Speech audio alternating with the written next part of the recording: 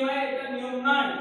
তাই কি করতে হবে, যে মাসে আমি প্রথম কিস্তিটা দিচ্ছি সেই কিস্তির ইন্টারেস্টটাকে দেখে নিতে হবে টোটাল কত হচ্ছে, সেটা আমাকে বিয়োগ করতে হবে টোটাল যে কয় মাসে আমি পরিশোধ করব সেটা দিয়ে আমি গুণ করে টোটাল অ্যামাউন্টটা আমি বিয়োগ করে দেব মেইন যে ইন্টারেস্ট আসলো সেই টোটাল থেকে।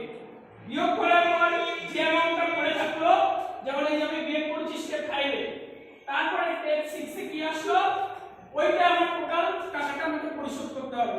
কয় মাসে পরিশোধ করতে হবে, 5 বছর। তার মানে আমি যদি 5 বছরকে ধরি তার মানে আমাকে 12 মাস করে 5 বছর ক মাস হয়